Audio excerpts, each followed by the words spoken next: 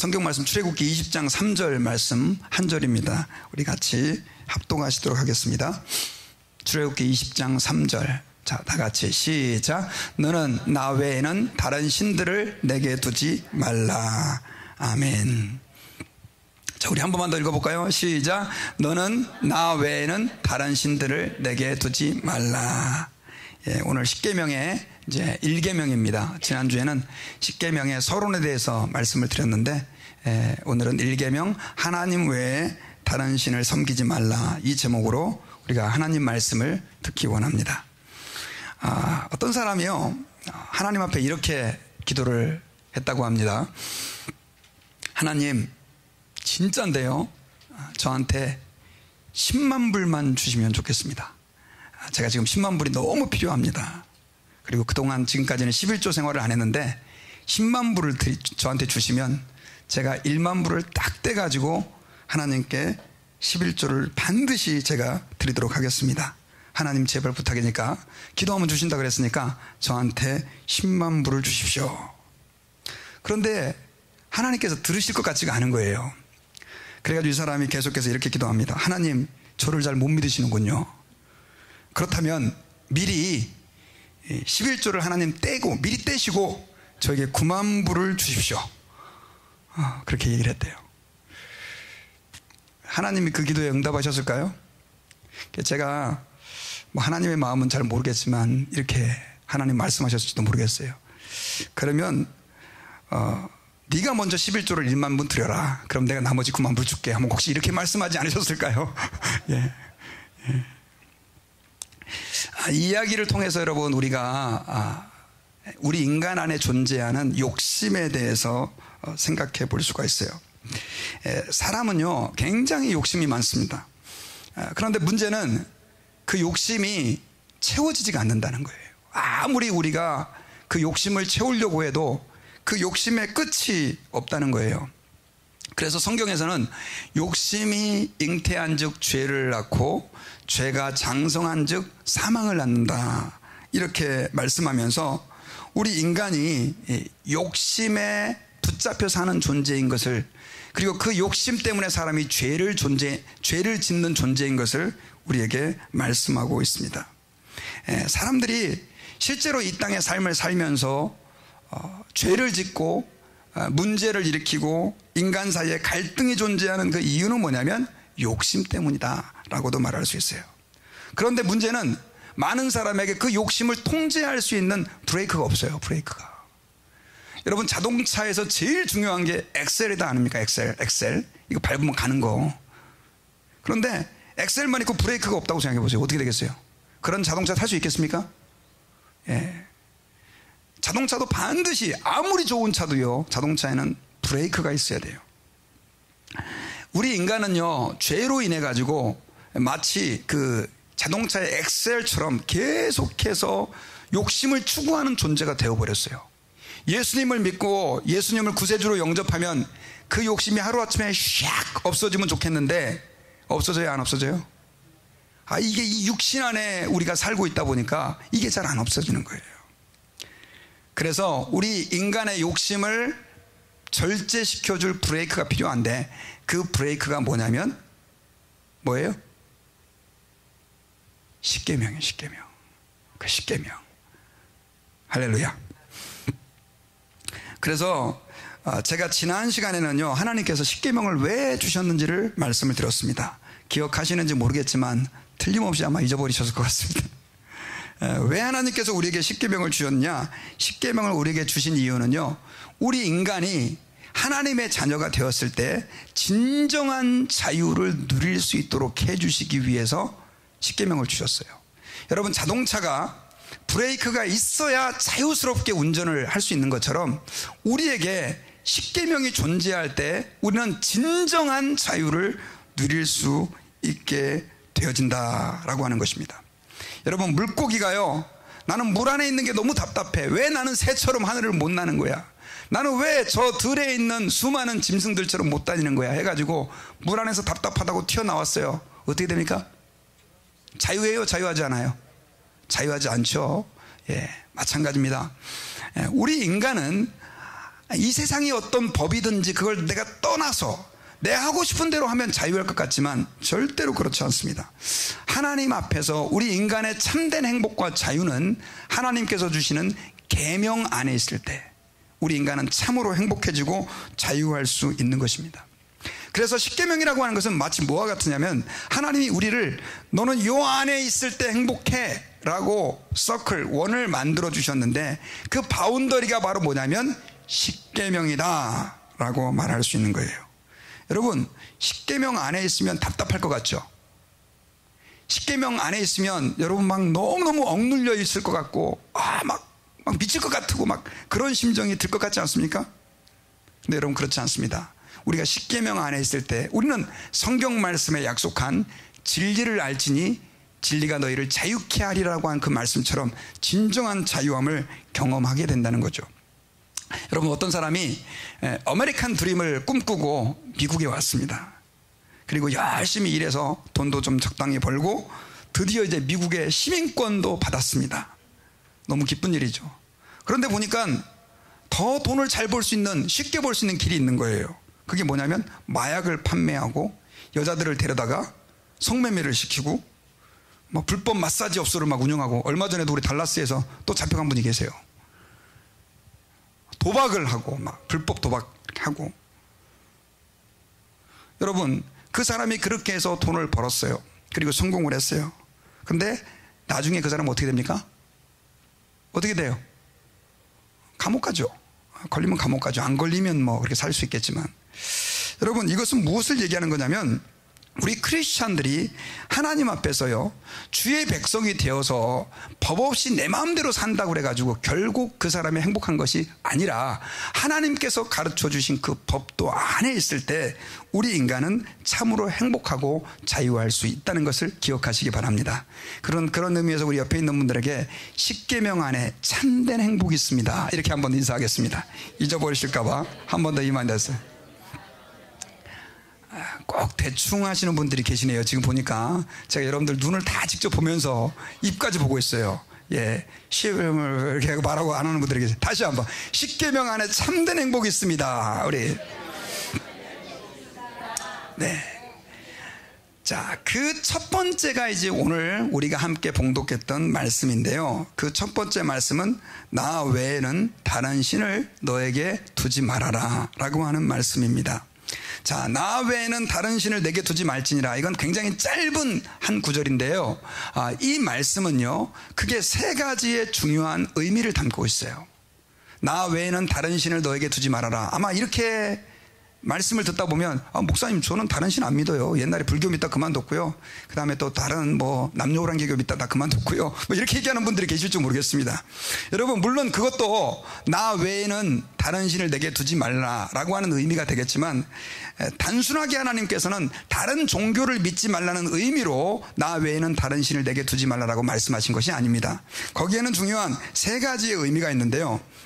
먼저 첫째는 여러분들이 이해하신 대로 하나님 외에는 그 어떤 신도 섬기지 말라는 의미가 이 첫 번째 계명에 포함되어 있습니다. 자, 여러분, 우리가 하나님을 섬긴다라고 하는 것은 삼위일체 하나님, 유일하신 하나님을 섬긴다는 의미입니다. 하나님께서는요 우리에게 하나님 외에는 참신이 없다라고 말씀을 하셨습니다. 특별히 우리가 읽었던 나 외에는 다른 신을 내게 두지 말라라고 하는 이 말에 그 다른 신이라고 하는 단어는요, 원문을 찾아보니까 헤르라고 하는 단어가 사용됐는데 이 말은 헛된 이런 뜻이에요. 헛된. 그러니까 하나님이 보실 때 세상에 존재하는 수많은 신들은 그냥 다른 신이 아니고 헛된 신이라는 거예요. 여러분, 헛된 신이라는 게 무슨 뜻이죠? 헛된 신이라고 하는 건 신이 아니라는 얘기예요. 이렇게 얘기하면 요즘 젊은 사람들은요 굉장히 불편해요. 아니 목사님, 요즘같이 종교가 다원화된 시대에 다른 종교를 그렇게 헛된 신이라고, 신도 아니라고 얘기하면 좀 그렇지 않습니까? 이렇게 생각하시는 분들이 계실 수 있겠어요. 그런데 여러분, 성경에서는요 이 신이라고 일컫는 존재들이 어떻게 생겨났는지를 하나님께서 분명하게 말씀해 주셨어요. 원래 하나님께서는요, 하나님은 누가 만드셨습니까 여러분? 하나님은 스스로 계시는 분이에요. 그렇죠? 나 여호와는 스스로 있는 자다. 하나님은 절대 그 누구도 만들지 않았어요. 그리고 그 누구를 만들었다면 우리는 지금 다 빨리 그 하나님을 만든 그 신을 믿어야 되는 거예요. 하나님은 모든 존재의 시작이세요.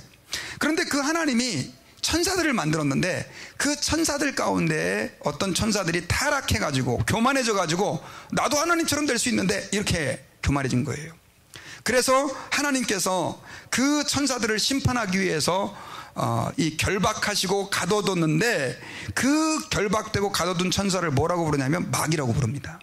그런데 이 마귀가 그 하나님의 심판을 기다리면서도 발악을 하게 되는데 그 발악이 뭐냐면 자기 자신들이 사람들에게 신으로 나타난다라고 하는 거예요.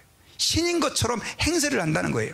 사실은 하나님이 아닌데 오직 하나님은 우리 여호와 하나님 한 분밖에 안 계신데 이 마귀가 신인 행세를 하고 있다는 거예요. 그래서 성경에서는 단호하게 우리에게 얘기합니다. 여러분, 세상에 많이 신이라고 하는 존재들은 참신이다 신이 아니다? 신이 아니다. 오직 참신은 우리 하나님 여호와 하나님 한 분밖에 없다라고 하는 것을 말씀해 주고 있어요. 그러니까 하나님께서 자기 자신 한 분만이 참신이시기 때문에 다른 신을 섬기는 것을 하나님이 무지무지 싫어하세요. 무지무지 싫어해요. 어떤 분들은 이렇게 생각하는 분들이 계세요. 하나님도 믿고 또 다른 종교도 같이 믿으면 복이 더블로 들어오지 않겠냐 이렇게 생각하는 분들이 계신데, 여러분, 우리가 섬기는 하나님은요 절대로 다른 신과 함께 섬길 수 없는 존재예요. 하나님께서는 우리에게 어떻게까지 선포하시냐면 너희들이 다른 신과 함께 하나님을 섬긴다는 것은 하나님을 섬기지 않는 것과 같다라고 우리에게 말씀해 주고 있어요. 그럼에도 불구하고 우리 한국 사람들은요 옛날에 그렇게 미신을 섬기던 막 습관들이 있어가지고요 예수님을 믿고 교회 직분자가 됐는데도 불구하고 이 별점 보는 사람들이 계시죠. 별점. 무슨 저는 이 카시오페이아 자르기 뭐 이런 거 있잖아요. 또 어떤 사람은 손금 보는 사람들, 손금. 보니까 올해 운이 영 안 좋네. 그러면서 이렇게 손금 보는 사람들. 또 어떤 사람은 아예 대놓고 무당 찾아가는 사람도 있어요. 여러분, 이 무당 중에 어떤 되게 유명한 무당이 있었거든요.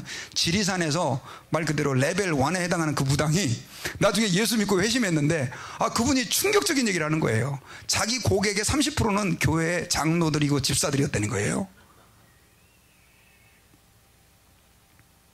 또 요즘에는 컴퓨터가 인터넷이 발달하니까 쉽게 컴퓨터라든가 인터넷을 통해서 자기 운세를 보는 거예요. 어떤 분들은 이렇게 생각하는 분들이 계세요. 재미로 그거 좀 보는데 뭔 문제냐 이렇게 생각하는 분들이 계세요. 저도 예수님을 만나기 전에는요 재미로 운세도 보고, 또 신문에 보면 무슨 띠, 우리 한국 사람 띠 나오잖아요. 띠. 제가 개띠거든요. 개띠. 그럼 보면 눈에 제일 먼저 띄어요, 그 개띠가. 근데 옛날에는 재밌게 읽었는데 예수님을 만나고 나서 하나님을 만난 다음부터는 일부러 눈을 감아요. 왜냐하면 그걸 읽었을 때 그것이 나에게 영향을 줄 수 있다고 생각하기 때문에. 여러분, 왜 우리가 이런 것들을 하면 안 되느냐면요, 여러분, 하나님이 우리 삶을 주관하는 거지 운명이 우리 삶을 주관하는 것이 아니기 때문에 그렇습니다. 여러분, 제가 여러분들에게 한번 진짜 물어볼게요. 하나님 믿습니까? 크게 대답 좀 해보세요. 하나님 믿습니까? 진짜로 믿어요? 그러면 여러분들의 삶을 누가 주관해요? 어떤 신이 존재해? 하나님 말고 다른 신이 없다고 한다면 어떤 영적인 존재라 할지라도 여러분들의 인생을 들고 흔들 수가 없어요. 여러분들을 주관하시는 분은 누굽니까? 하나님이다 라고 하는 거예요. 제가 11월 9일 날 태어났거든요. 그러니까 내가 11월 9일 날 태어났으니까 내 운명은 2019년도에 7월 달에 이렇게 되도록 정해져 있다라고 생각하는 것이 바로 이렇게 운세를 보고 점을 보는 사람들의 생각이에요. 그렇지 않아요, 여러분요. 하나님 앞에서 저와 여러분들이 하나님 앞에 오늘 하루를 어떻게 사느냐에 따라서 하나님께서 우리에게 복을 주시기도 하고 때로는 우리에게 매를 드시기도 해요. 그러므로 우리가 내 인생을 주관하는 분이 하나님이신 것을 믿는다고 한다면 이런 미신적인 행동을 하면 안 돼요. 여러분, 일본에는요 신이 몇 가지가 있는 줄 아세요? 일본에는 신이 800만 가지나 있대요. 몇 가지요? 800만, 8밀리언. 다 신이에요, 죄다 신. 일본 만화라든가 애니메이션 같은 걸 보면요, 신이 없는 곳이 나무에도 신이 있고 어디에도 신이 있고 돌에도 신이 있고 다 신이 있어요. 그런데 선교사님들 중에요, 일본에 가서 사역하는 분들이 너무 힘들대요. 왜냐하면 예수 믿으세요 그러면 거절을 안 한대요. 믿어주지 뭐. 그냥 이신저신 다 믿는 거예요. 그냥 복이 된다고 생각하고. 하나님은요 오직 한 분이세요. 그분만이 참 하나님이세요. 예수님께서는 나 외에는 아버지께로 올 자가 없다라고 우리에게 말씀을 하셨어요. 이 말은 우리가 하나님 아버지 앞에서 행여나 다른 신이 우리에게 영향을 주고 있지 않은지를 한번 좀 돌아봐야 돼요. 한국은요 500년 동안 유교를, 성리학을 이렇게 국가의 종교로, 국가의 그 중요한 도덕으로 지켜왔습니다. 그런데 그 유교에서 제일 중요한 게 뭐냐면 제사의식이었어요. 뭐 다른 것도 중요했지만 그것은 조상에 대한 효라고 생각을 했어요. 만약에 혹시 제사를 지내지 않는 사람이 있었다고 한다면 그 사람은 불효자로 낙인 찍히는 것이 우리 한국 사회의 뭐 우리 조선시대의 모습이었다라고 하는 것입니다. 그래서 뭐 불과 몇십 년 전까지만 해도요, 뭐 저도 어렸을 때 그런 기억이 나요. 뭐 동네방네 뭐 제삿날만 되면 온 가족들이 다 모여서 제사를 지내야 되는. 그런데 그런 어떤 습성들이 있었는데 선교사님들이 하나님의 복음을 두고 우리나라에 왔을 때 그걸 보고 너무나 곤란한 상황에 빠진 거예요. 왜냐하면 이게 온 국가가 다 제사를 지내는데 성경적으로 봤을 때 그 사람들이 제사를 지내는 건 잘못된 행동이었거든요. 왜냐하면 여러분, 제사는 이런 생각을 가지고 드립니다. 자, 우리 조상들이 혹은 부모님이라든가 할아버지 할머니가 돌아가시면 사람들은 그 돌아가신 분이 뭐가 된다고 생각을 해요? 귀신이 된다고 생각을 해요. 그래서 구천을 떠돌다가 그분들을 잘 제사를 지내서 밥을 먹여드리고 섬겨드리면 조상들에게, 후손들에게 복을 주고, 또 좀 잘못 대접을 해드리면 병도 주고 사업도 망하고 집안에 불행이 닥친다는 이런 사상들이 깔려 있는 거예요. 물론 그런 생각을 안 가진 분들도 많지만 많은 사람들에게 그런 두려움들이 있는 거죠. 그래서 제사를 지내는 거예요. 여러분, 이건 성경적으로 말이 돼야 안 돼요. 여러분, 사람이 죽으면 어떻게 됩니까? 성경에서는 사람이 죽으면 어떻게 된다고 얘기하고 있어요. 우리의 영혼은 바로, 예수 믿는 사람들은, 구원받은 사람들은 천당에 가고 천국에 들어가고, 그렇지 않은 사람들은 지옥에서 고통을 당하는 게 성경에서 말하고 있는 거예요. 구천을 떠돌고 이런 거는 없어요. 아이, 목사님 옛날에 보니까요 어떤 사람은 막 귀신이 들어가가지고 막 이렇게 하던데요. 귀신입니다. 마귀입니다. 하나님이 아니에요. 귀신과 마귀가 조상의 이름으로 속이는 거예요. 만약에 정말로 그 말이 사실이라고 한다면 이 미국 같은 나라는요 이미 저주를 받았어야 돼요. 제사 지내요, 안 지내요? 안 지내잖아요. 그래서 여러분, 초창기 선교사님들은요 조상에게 제사를 지내지 않도록 했어요. 여러분, 처음에 우리 한국에 복음이 들어왔을 때 얼마나 많은 크리스찬들이 핍박을 당한 줄 아세요? 그런데 그 핍박을 당한 이유 중에 한 가지가 뭐냐면 제사를 지내지 않았다는 거예요. 오늘날 우리 크리스찬들도 하나님 앞에서 좀 이렇게 나 하나님 외에는 다른 신을 내게 두지 않겠다라고 하는 이런 담대한 또 의지와 또 하나님 앞에서의 확신이 저와 여러분들에게 있어서 정말로 하나님만 기쁘시게 하고 하나님만 섬기는 저희들이 되었으면 좋겠습니다. 성경에는요 또 믿음의 영웅들의 이야기가 많이 나오죠. 믿음의 영웅들. 저도 어렸을 때 되게 좋아했던 사람이 다니엘이고 그들의 세 친구였어요. 사드락, 메삭, 아벳느고. 그런데 이 세 친구들은요 하나님께서 복을 주셔가지고 그 당시 그 바벨론의 큰 그 제국의 고관까지 출세하는 그런 은혜를 입게 됐습니다. 그런데 그를 시기하는 사람들이 왕을 꼬셔가지고 신상을 만들어서 모든 백성들로 하여금 음악이 나면 절하도록 했어요. 그때 사드락과 메삭과 아벳느고는 그 신상에 절을 했어요, 안 했어요? 절을 하지 않았어요. 그런데 왕은 그 신상에 절하지 않는 사람을 풀무불, 아주 엄청나게 뜨거운 그 불에다가 그 뭐 용광로 같은 데다가 집어 넣어버리겠다라고 겁을 줬는데 이 세 친구들은 그걸 거부했습니다. 나중에 왕이 그 세 친구들을 불에다 다 넣게 됐는데 하나님의 기적적인 은혜로 하나님이 그와 함께 하심으로 머리털 것도 상하지 않는 그런 기적의 역사가 있었다고 성경에는 기록하고 있어요. 그들이 왜 그렇게 높은 고관으로 있으면서 그냥 한번 절하면 되는 건데 왜 안 했는 줄 아세요, 여러분요? 그 이유는 십계명의 1계명, 나 외에는 다른 신을 내게 두지 말지니라. 왜냐하면 그 당시 사람들이 그렇게 우상에게 절하도록 하는 것은 결국 왕이라고 하는 신에게 절하는 것과 같았기 때문에 그래요. 우리나라도 여러분 그런 역사가 있었어요. 우리나라도 일제가 지금 여러분 일본 때문에, 여러분들도 일본 물건 안 사십니까? 예, 저는 불행하게도 얼마 전에 일본 차를 또 사가지고 팔 수도 없고 참 미안하긴 한데, 여기 한국 분들 많이 일본 차 타시죠? 근데 지금 한국에는 불매운동이 일본과의 이 갈등이 생겨가지고 좀 일어나고 있어요. 보니까는 어떤 가게들은 뭐 매출이 30% 40% 줄어들고, 일본 여행은 이미 예약해놨던 사람까지 다 캔슬시키고, 또 우리 한국은요 이런 거 있잖아요, 이 집단 문화, 가는 사람이 도저히 남들의 이목 때문에 갈 수가 없는 분위기가 지금 돼버렸어요. 무역 전쟁이죠. 그런데 사실은 우리 크리스찬들이 일본에 대해서 안 좋은 감정을 가지고 있었던 이유는 더 이전이에요. 그들이 일제가 우리나라를 침략했을 때 그들이 무슨 짓을 했냐면, 우리 한국을 한국 신민화, 그러니까 일본의 백성화 만들면서 이 일본의 천황에게 다 매일매일 절하는 의식을 하게 한 거예요. 그걸 뭐라고 부르냐면 신사참배라는 거예요. 신사참배. 그리고 그걸 하지 않으면 엄청난 핍박과 고문을 감옥에 잡아 가두고 심지어 사람을 죽이기까지 했는데, 그거에 동의하지 않은 사람들이 누구였습니까?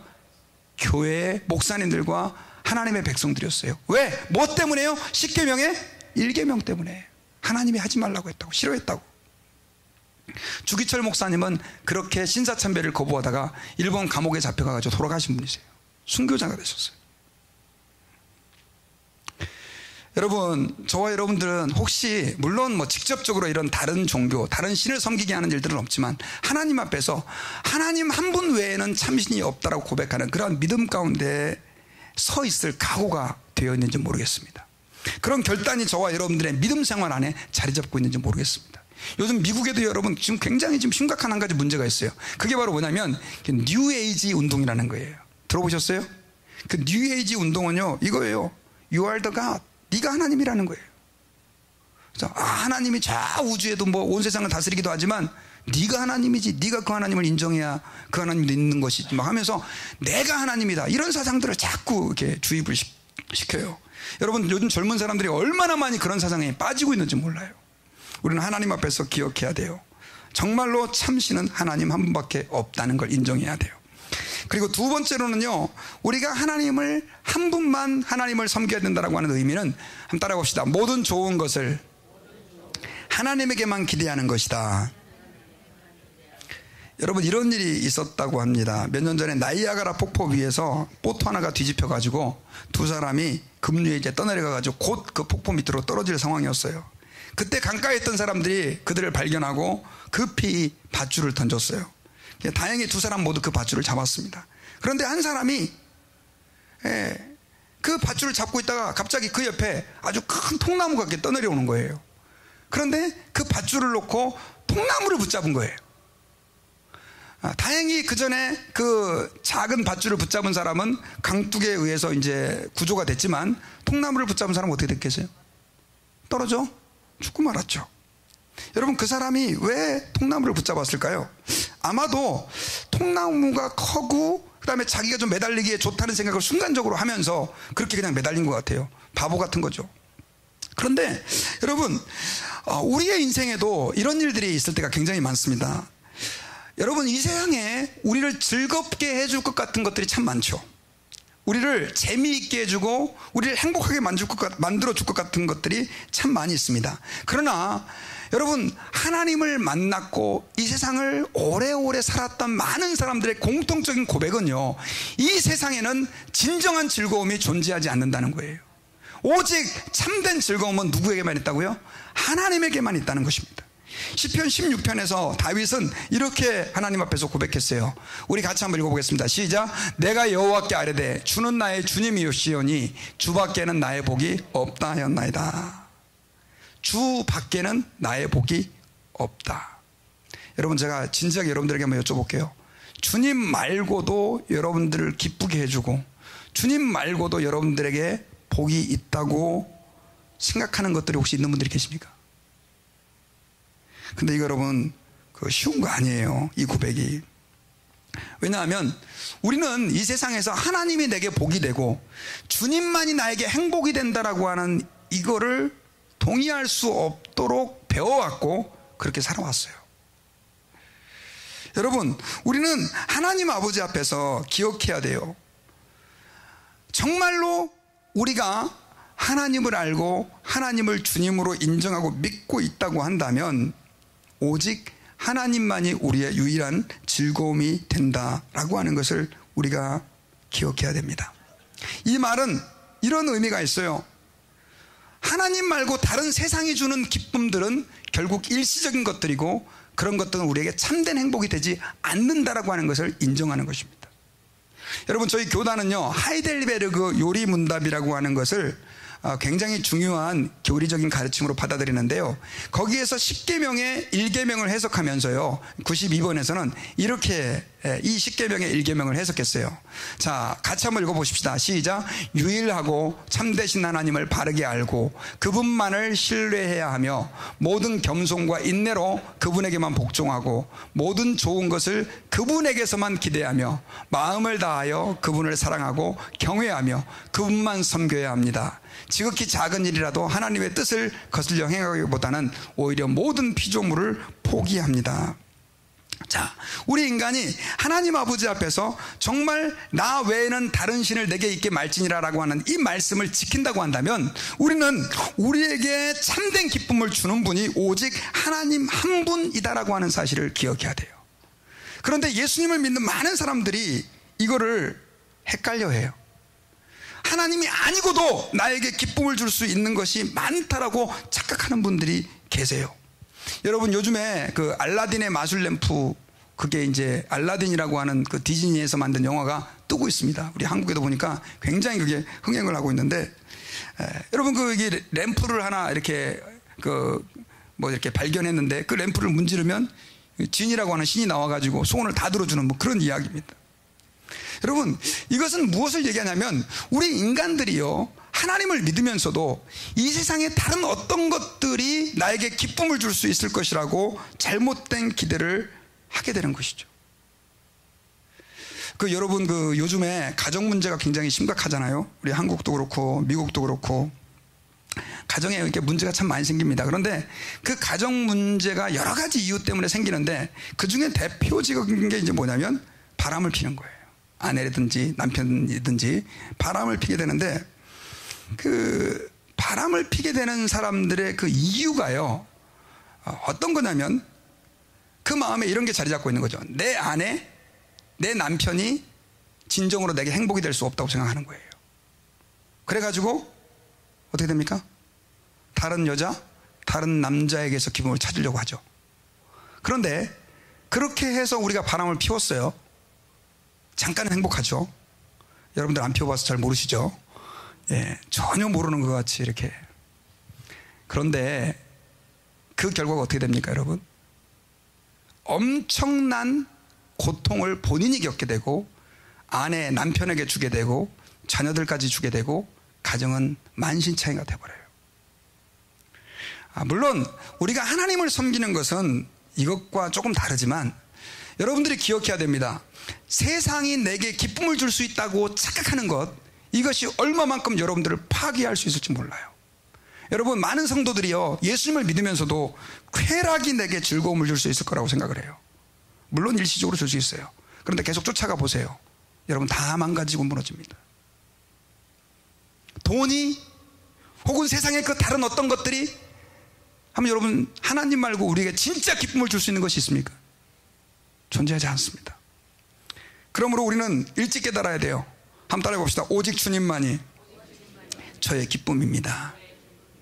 그런데 목사님, 저 교회 지금 20년 다녔는데요, 솔직히 주님이 기쁨인 거 잘 모르겠는데 어떡합니까? 이게 이제 제일 큰 딜레마예요. 저는 교회를 고등학교 1학년 때부터 제대로 다니기 시작했어요. 정말 열심히 다녔어요. 그런데 교회 오면 설교는 지루하고 찬양은 왜 그렇게 4절까지 있는지, 세상 유행가도 2절까지밖에 없는데 교회 만나는 사람들은 뭔가 다 답답해 보이고 그런 시절이 있었어요. 그 시절에 3년을 거의 보냈어요. 그러다가 나중에 이제 드디어 주님을 만나게 됐는데, 그때서야 주님 안에 있는 기쁨이 무엇인지를 알게 됐어요. 저는 여러분들에게 한번 여쭤보고 싶어요. 주님을 만나셨습니까? 그냥 교회만 다니십니까? 만약에 세상에 그 어떤 것도 내게 기쁨을 줄 수 없다는 걸 알고 오직 주님만이 나에게 기쁨을 줄 수 있다고 한다면, 여러분 그 주님께 나아가시기를 바라요. 주님은 나를 간절히 찾는 자들이 나를 만날 것이라고 약속해 주셨어요. 이 말을 뒤집어서 얘기해 볼까요? 왜 우리가 주님을 못 만나느냐? 주님을 찾지 않기 때문에 그래요. 여러분, 오늘부터라도 정말 주님, 제가 주님을 좀 만나고 싶습니다. 여러분, 저 목회만 해도 25년을 했어요. 예배 시간이 지루해질까요? 안 지루해질까요? 저도요, 사람이니까 어떨 때는 설교가 하기 싫어요. 그럴 때가 있다니까요. 이번 주는 사실 제가 좀 힘들었어요. 아까 주일날 찬양을 하는데 늘 하던 대로 우리 예배 드리잖아요, 찬양하는데. 근데 제가 하나님, 저 너무 마음이 힘든데요. 나 지금 설교해야 되는데 내 마음이 지금 너무 좀 힘들어요. 그래가지고 제가 어떻게 했냐면 찬양을 평소보다 더 크게 불렀어요. 오직 주만이 나의 반석, 막 그러고. 근데 하나님이요, 다른 때보다 은혜를 더 주시는 거예요. 할렐루야. 그래가지고 헌금 기도를 하러 왔는데 헌금 찬양 부르다가 눈물이 막 쏟아져가지고, 주님 내가 여기 있사오. 이거 여러분 1년 내내 부르는 거 아니에요. 헌금 찬양 부를 때 눈물 나세요? 막 이렇게 눈물이 쏟아지더라니까요. 제가 잘난 척 하려고 그런 게 아니라 하나님이 은혜를 주시는 거예요. 여러분, 하나님이 나는 안 사랑하시는가 보다 이렇게 생각하지 마시고요, 정말 하나님에게만 기쁨이 있다는 걸 믿는다면 그분을 찾으세요. 성경을 좀 펴서 읽으시고요, 덮어놓고 믿지 말고. 우리 옆에 있는 분들에게 덮어놓고 믿지 말고 좀 펴놓고 믿읍시다. 네. 성경은 덮어놓고 믿지 마세요. 좀 펴놓고 믿으세요. 성경도 읽고 기도도 좀 해보고. 그리고 마지막 세 번째로요, 하나님보다 더 사랑하는 것이 없게 하라는 것이 십계명의 1계명입니다. 뭐보다 더 사랑하는 것이? 하나님보다 더 사랑하는 것이 없게 하라. 여러분, 사람들은요, 나에게 기쁨을 주는 것들을 사랑해요. 쾌락을 추구하고, 사람들은 자기가 막 높아지는 걸 좋아하는데, 그런데 그런 것들을 우리 인간은 자동적으로 사랑하게 되는 경향이 있어요. 사랑하게 되는. 그런데 하나님께서 나 외에는 다른 신을 너에게 두지 말라라고 하신 이 말씀은, 비록 그것들이 너에게 잠깐 쾌락을 주고 기쁨을 준다 할지라도 그것들을 뭐 하지 말아라? 사랑하지 말라는 거예요. 여러분, 사랑한다라고 하는 것은 어떤 뜻이냐면, 그것들을 내가 존중한다는 뜻이고 좋아한다는 뜻이고, 그것이 없으면 안 된다라고 하는 의미가 그 안에 담겨 있어요. 그런데 여러분, 사람들은요, 예수님을 믿고 하나님의 백성이 되었음에도 불구하고 자꾸만 하나님이 아닌 다른 것들을 사랑하게 돼요. 여러분들 안 그러시나요?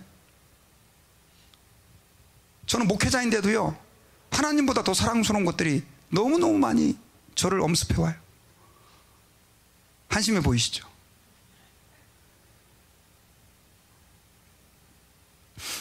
근데 여러분, 제가 가만히 생각해 보니까 요즘에는 이 사람들의 그 모든 그 즐거움들, 사람들을 행복하게 만들어주는 것들, 이런 것들의 본질이 돈이더라고요.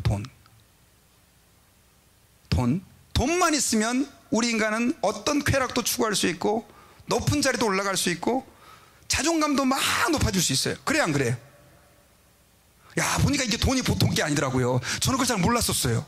이 말씀을 준비하면서 곰곰이 생각해 보니까 인간의 성적인 쾌락, 나의 자존감, 또 권력, 이런 것들이 다 뭐하고 관계가 있냐면 돈하고 관계가 있더라고요. 그러다 보니까 사람들이 요즘에는 하나님을 섬기면서도 하나님보다 더 훌륭한 신을 하나 모시고 섬기는데, 그 신이 뭐예요? 돈신이에요. 돈신.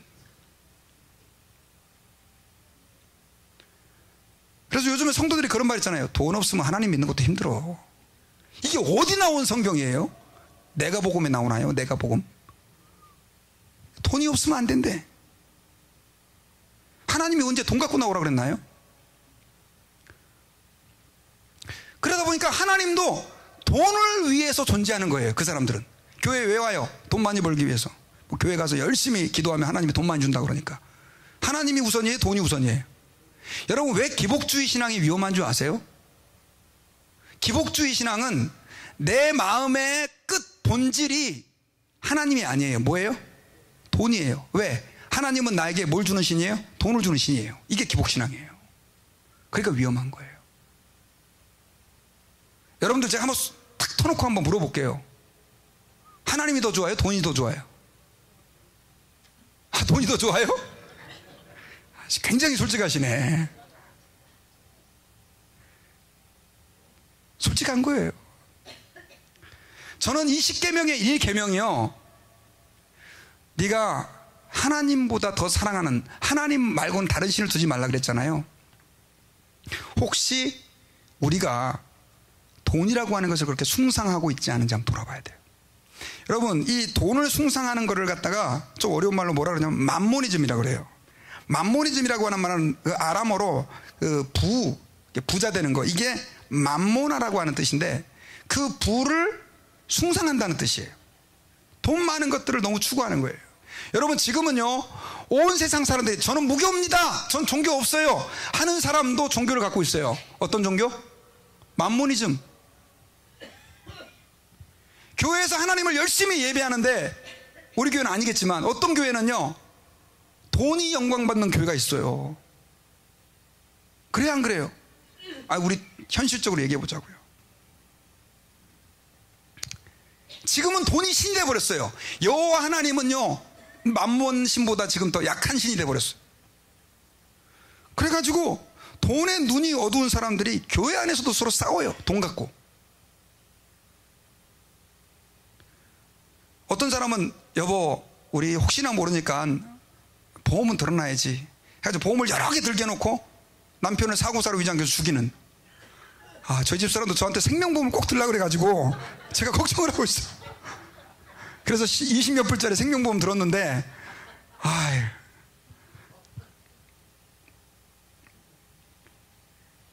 이 돈이 부부도 죽이는 그런 시대가 돼버렸고요. 부모님이 돌아가실 때 장례식장에서요, 부모님이 부자였던 집들은 자녀들이 거의 100%는 다 대판 싸워요. 왜요? 유산 때문에. 사랑해, 너는 나의 형제야, 필요 없어요. 돈 앞에서는요 다 그냥 무너져요. 그런데 우리 예수 믿는 사람들은 돈 때문에 돌면 안 됩니다. 우리 옆에 있는 분들에게 한번 얘기합시다. 돈 때문에 돌지 맙시다. 이게 돈 거죠. 돈 때문에 돌면 안 돼요. 하나님이 우리의 주이신. 그래서 마태복음 6장 24절에서는요, 같이 한번 읽어봅시다. 시작. 한 사람이 두 주인을 섬기지 못할 것이니 혹 이를 미워하고 저를 사랑하거나 혹 이를 중히 여기고 저를 경히 여김이라. 너희가 하나님과 재물을 겸하여 섬기지 못하느니라 그랬어요. 자, 여러분들의 우선순위는 돈이 됩니까? 돈이 돼야 됩니까? 하나님이 돼야 됩니까? 그러면 돈하고 하나님하고 둘 중에 하나를 선택해야 될 때 여러분 어떻게 하시겠어요? 확실해요? 예. 그래서 예수 믿는 사람들은요, 내가 갖는 어떤 직장, 내가 하는 어떤 행동들이 하나님을 섬기는 일에 방해될 때는요, 비록 그게 내게 이익을, 프로핏을 준다 할지라도 그걸 포기할 수 있어야 돼요. 이게 바로 1계명을 지키는 삶인 거죠. 여러분, Forever 21이라고 그 옷가게 아세요? 옷가게 Forever 21. 여기 지금 달라스도 매장에 여러 군데가 있어요. 그리고 큰 몰에는 다 있는데, 이분이 그 장도원 회장님이 우리 한국 사람이 회장이에요. 근데 이분이 1981년도에 이제 이민을 와가지고 미국 와서 고생을 많이 했습니다. 건물 관리원도 하고 주유소에서 휘발유도 넣어주고 커피숍 종업원도 하면서 그렇게 어렵게 살아가다가 84년도에 LA에다가 조그마한 옷가게를 하나 내게 됐습니다. 그런데 그분이 그 옷가게를 이제 경영하면서 신앙생활을 하게 되는데, 나중에 신앙생활을 하다가 이분이 예수님이 나를 위해서 십자가에서 죽으셨다, 내가 예수님의 은혜로 지옥 갈 영혼이 구원받아 하나님 백성 됐다는 사실을 깨닫게 됐어요. 할렐루야. 그러고 나서부터 이 사람이 내가 비록 일하는데 굉장히 바쁘지만 내가 뭐 돈 벌기 위해 존재하는 인생이냐, 내가 바쁘지만 시간을 내서 복음을 위해 살아야지 해가지고 1년에 몇 주 동안 휴가를 내가지고요, 가게문 다 닫고 단기 선교를 떠나게 된 겁니다.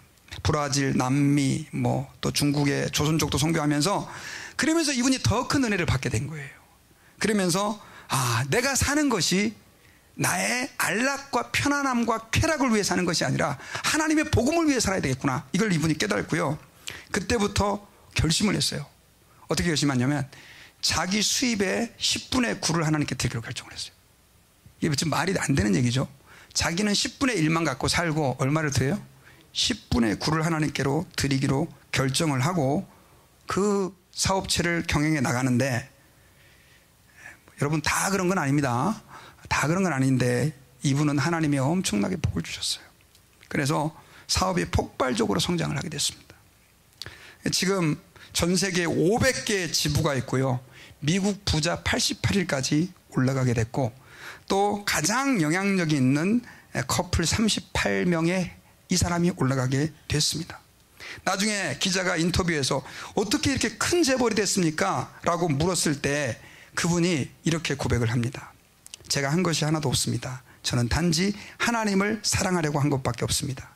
뭐가 성공이고 부자인지 저는 잘 모르지만 저는 하나님의 축복하신 이유를 알기 때문에 하나님의 뜻대로 물질을 사용합니다. 선교를 위해 많은 물질을 드리고 스스로 가난한 삶을 저는 살기로 결정을 했습니다. 이렇게 한 거예요. 여러분, 돈 많이 가져가가지고 어떻게 싸가실 거 아니잖아요. 그죠? 천국 가가지고 집 한 채씩 장만하실 거 아니잖아요. 여러분, 하나님 앞에서요, 정말 하나님을 사랑한다고 한다면 이 땅에서 하나님이 기뻐하는 일을 위해 우리 돈을 쓰셔야 돼요. 이게 바로 십계명의 일이에요. 전 그렇다고 해서 돈 다 털어주고 우리가 빈털터리로 신앙생활한다, 그건 아니에요. 하지만 너무나 많은 사람들이 돈에 자기의 인생을 빼앗기고 돈 때문에 하나님을 제1순위로 사랑하지 못하는 사람들이 얼마나 많이 있습니까? 여러분, 우리가 예배 시간마다 헌금을 드리죠. 여러분, 헌금 왜 드리는 줄 아세요? 목사님 사례비 드려야 되지, 그리고 교회 렌트비 내야 되지, 그리고 이렇게 운영도 해야 되니까 그런 마음으로 헌금 드리는 게 아니에요. 여러분, 헌금은 뭐냐면요, 이겁니다. 하나님, 제가 제 자신을 여기서 제물로 드립니다는 의미예요. 왜냐하면 우리 인간이 제일 좋아하는 게 뭐예요? 돈 아니에요, 돈. 그렇지 않습니까, 여러분? 돈을 위해서 형제도 배신하고 부모도 배신하는데, 그런데 그 돈을 하나님 앞에 내려놓는 거예요, 헌금으로. 그 말은 이런 의미예요, 여러분. 돈 벌기 위해 얼마나 많은 피땀을 흘립니까? 나 자신을 죽이는 거예요. 로마서 12장 1절에 저는 너희 몸을 하나님이 기뻐하시는 거룩한 산제사로 드리라 그랬죠. 산제사로. 그런데 여러분들의 몸을 어떻게 제물로 드릴 거예요? 어떻게 드려요? 그리고 내가 죽으면 끝이잖아요. 하나님은 여러분들의 몸을 여기서 이렇게 죽이는 거 원하지 않아요. 그건 뭐냐면 내 자아가 완전히 죽어주고 내 삶 가운데서 그 어떤 것도 나의 주인이 아니라 오직 하나님만이 내 주인이 되기를 결단하는 것이 바로 뭐예요? 그것이 헌금이에요. 헌금 가지고 너무 부담 갖지 마세요. 없는 것 쥐어짜서 내라는 것도 아니고요. 하나님 앞에서 여러분들이 주님, 이거 여러분, 나는 헌금하는 게 하나도 부담이 안 돼. 그런 분들 아무도 없어요. 다 부담스러워요. 그럼에도 불구하고 하나님, 내가 이거 드립니다. 왜냐하면 내가 이걸 위해 사는 존재가 아니라 누구를 위해? 주님을 위해. 그리고 주님이 내 삶을 책임져 주실 것을 믿기 때문에 그렇게 고백하는 것입니다. 그래서 십계명의 여러분, 이 1계명은요 어떻게 고백되어지냐면 예배를 통해서 고백되어진다는 사실을 기억하시기 바랍니다. 어떻게 해요? 예배를 통해서 고백되어지는 거예요. 그래서 여러분, 예배는요 하나님 아버지 앞에서 하나님만이 나에게 가장 소중한 분입니다. 하나님만을 내가 사랑하기 원합니다. 모든 좋은 것이 하나님께로부터만 옵니다라고 하는 고백이 바로 뭐냐면 이 예배다라고 하는 거예요. 어떤 분들은 예배 그러면 설교를 듣는 걸 예배라고 생각해요. 여러분, 설교만 듣는 게 예배입니까? 그래서 어떤 사람은 설교 전에만 왔다 끝나면 가요. 예배 드린 거 아니에요. 예배는 시작하는 시간부터 온전히, 물론 우리 삶까지도 포함하는 거예요. 어떤 분은 그냥 아예 집에서 그냥 동영상, 설교 동영상 우리도 유튜브로 올리니까 그거 하나 보면 예배 드렸다고 생각하는 분들이 계세요. 아니에요, 여러분요. 예배는 이곳에 나와서 함께 모여서 우리 하나님을 예배하는 거예요. 그렇게 될 때 우리가 하나님 앞에서 주님만이 오직 참 하나님이라고 고백하는 것이다라고 하는 것입니다. 저는 이제 말씀의 결론을 맺겠습니다. 여러분, 십계명에서는 하나님이 우리에게 다른 신을 너에게 두지 말라라고 말씀하고 있어요. 다른 신을 너에게 두지 말라라고 하는 이 말씀은요, 하나님께서 우리에게 하나님 외에는 다른 기쁨을 추구하지 말라는 의미를 것들을 말씀하고 있는 것입니다. 하나님보다 더 사랑하는 것을 내 삶 가운데서 제거하고 없애라라고 하는 의미가 있는 거예요. 물론 이 세상에 다른 헛된 신을 섬기는 것도 금하고 있는 것이에요. 그 이유는 어떤 이유인 줄 아십니까, 여러분? 하나님은 하나님 한 분으로 우리에게 충분한 기쁨이 되실 수 있고요, 하나님 한 분으로 우리의 모든 삶을 책임지고 주관하는 분임을 우리에게 선포하고, 그래서 그 하나님만 의지하라고 주님이 우리에게 당부하시는 것임을 믿으시기를 주님의 이름으로 축원합니다. 기도하겠습니다. 아버지.